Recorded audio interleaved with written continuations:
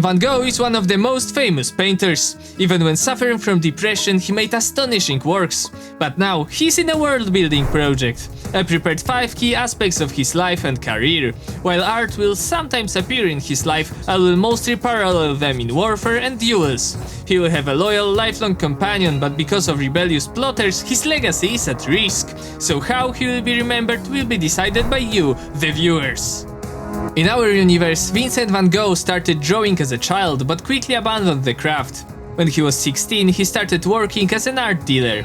4 years later, he completed his training and was transferred to London. According to sources, it was a happy time for the young man. But several years later, he was transferred to Paris. Over time, he also changed his mind on art dealership. He now saw it as commodifying art, and with this shift, he didn't work there much longer, being fired a year later. His parents sent him to his uncle to become a pastor. At first, Vincent really got hooked on it. He eventually became a missionary, but he gave away his lodging to a homeless person and moved to a small hut where he slept on straw. That was too much for the church, which dismissed him for undermining the dignity of the priesthood.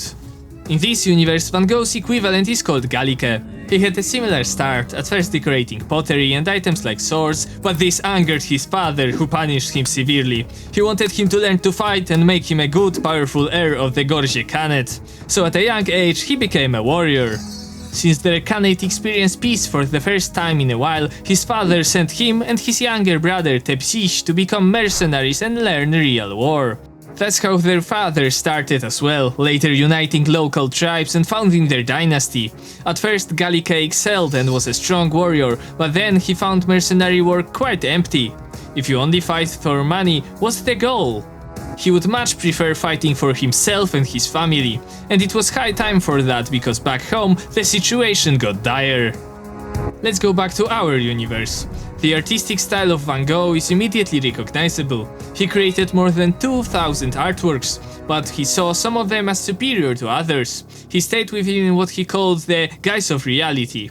And for example, about one of his most recognized paintings, The Starry Night, Vincent said, "And yet, once again, I allowed myself to be led astray, into reaching for stars that are too big, another failure, and I have had my fill of that." And on a similar note, he said that portraits were the only thing in painting that moved him deeply and gave him a sense of the infinite. In this universe, while Gallica occasionally decorated items, his style would be reflected in warfare.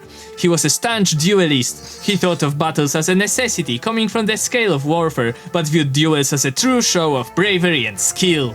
During the mercenary years, he dueled constantly, and most of his duels ended in bloodshed.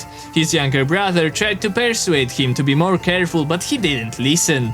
Eventually, they returned home because their father recalled them from their mercenary adventure. The reason was a foreign invasion. A western rival, Khanate of Vauquelin, started a grand invasion of the country, and the two brothers were needed to lead troops in battle. While their father was the highest military commander, 2 more loyal leaders were needed for maneuvering. The army went west to counter the threat, and they met in an open battle.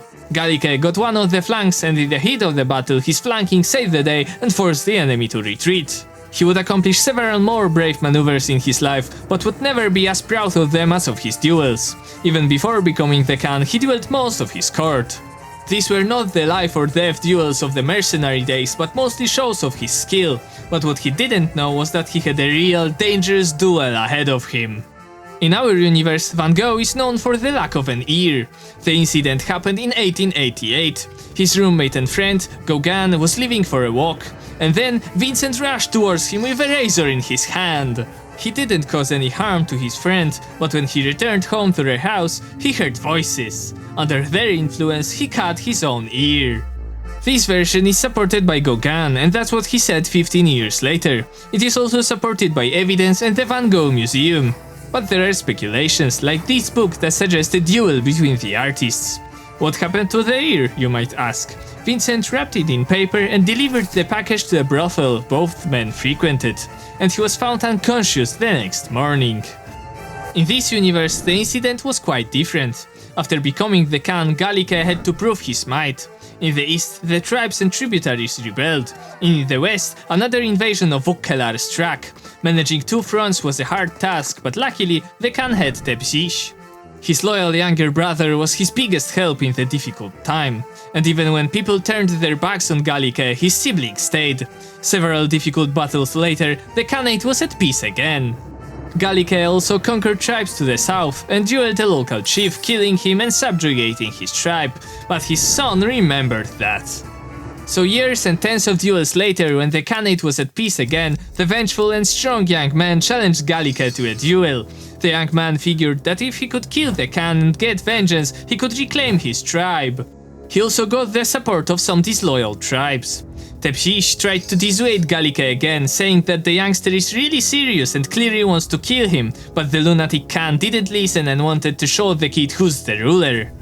When the day of the duel came, he was confident, but as the confrontation began, it was clear that his opponent, being much younger, had more stamina. And at some point, he even got a chance at a clear cut on Galike's head. People around thought for a second that it was the end, but a renowned duelist wouldn't live like that. He quickly dodged the opponent's weapon, causing him to strike not at the head, but the ear. Then he used the reckless maneuver of his opponent to get a clear, decisive blow and kill him. The Khan's honor was saved, but he lost the ear. Later, it would become a relic and a reminder of his prowess, especially after his death that loomed closer than he thought.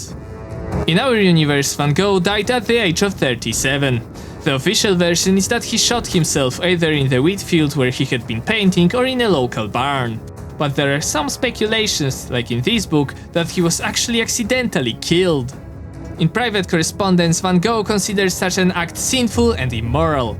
It is also unclear how he got the gun, his painting gear was never found, etc. So the theory is that two teenagers who had a malfunctioning gun accidentally shot him.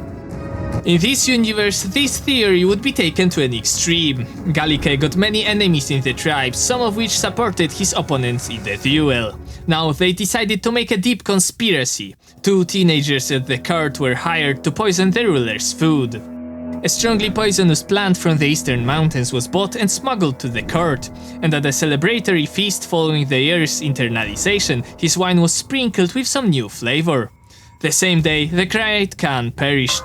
The rebellious tribes succeeded, but will they achieve true independence? In our universe, Van Gogh's legacy was mostly built by his sister-in-law.